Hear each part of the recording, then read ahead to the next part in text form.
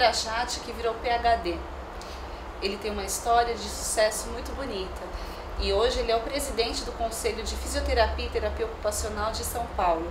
Mas muito mais importante do que isso é ressaltar o mestre, o doutor e as especializações nos Estados Unidos. Agora eu vou falar com o professor Gil Lúcio Almeida. Tudo bem, Gil? Tudo bem, como vai, Juliana? Tudo bem. E para a gente começar a entrevista, Gil, eu queria que você contasse para a gente como que surgiu a ideia do livro e qual é o trecho do livro que você mais gosta e por quê? Olha, a ideia do livro foi contar a vida de um menino que sai do campo, vai para uma outra cidadezinha e enfrenta todas as dificuldades que você possa imaginar, mas consegue, através do estudo e do trabalho, achar um caminho do seu sucesso. Na verdade, Juliana, é uma história de vida da maioria dos brasileiros. Hoje, cerca de 200 mil pessoas saem diariamente do campo para procurar uma vida melhor nas cidades. Então eu achei que eu deveria escrever esse livro, contar a minha história, para que ela possa ajudar a inspirar principalmente a juventude, que hoje quer um sucesso rápido, imediato. Veja, hoje nós temos mais de 200 mil vagas para estagiários no Brasil e as empresas não conseguem identificar o candidato ideal porque o jovem quer no dia seguinte já virar um chefe. E a vida não é assim, a vida, uma carreira se faz muitas vezes ao longo de uma vida, né? É preciso muita dedicação e trabalho.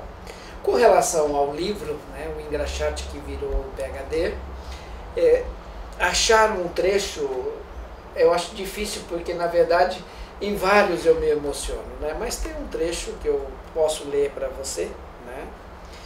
Aprendemos uma das mais importantes lições para sair de uma situação de dificuldade. Precisamos estar bastante indignados com ela.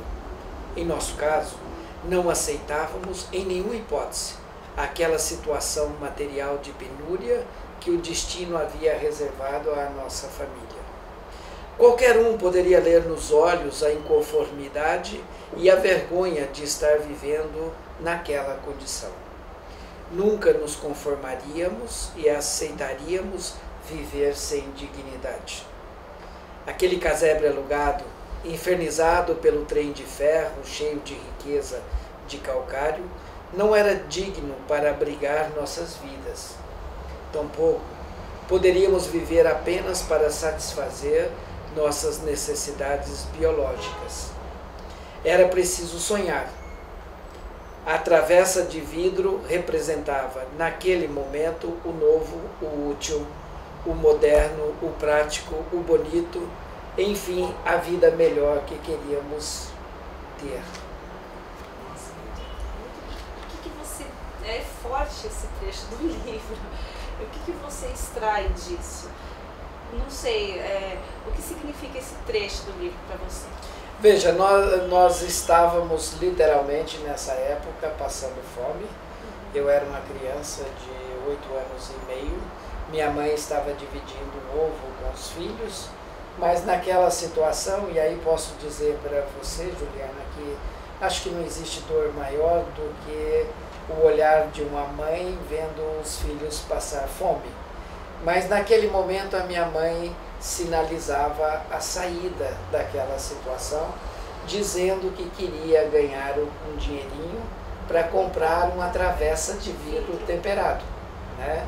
Então veja, para que se vá ao forno, porque em casa os utensílios eram todos de ferro, daqueles antigamente que enferrujava e para lavá-los era muito difícil.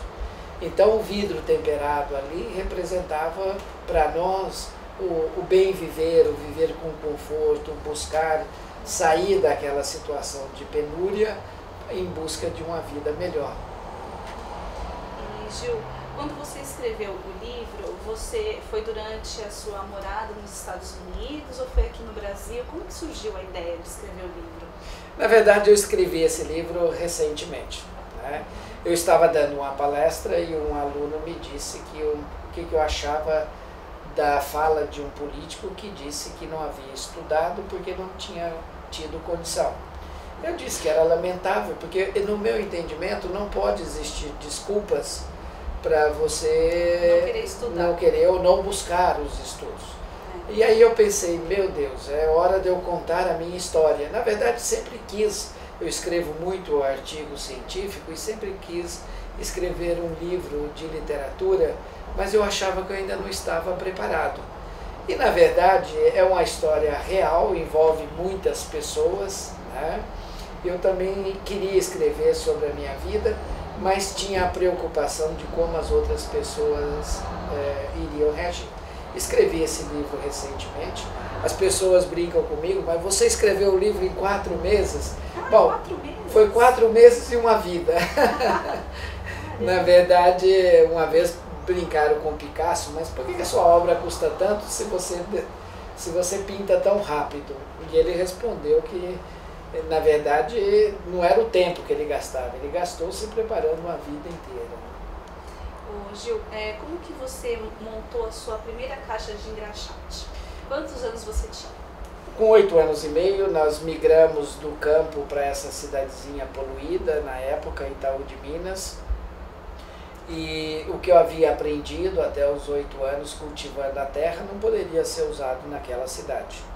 Fui em frente da fábrica e descobri que os homens, mesmo naquela poluição toda, gostavam de ter os sapatos brilhantes.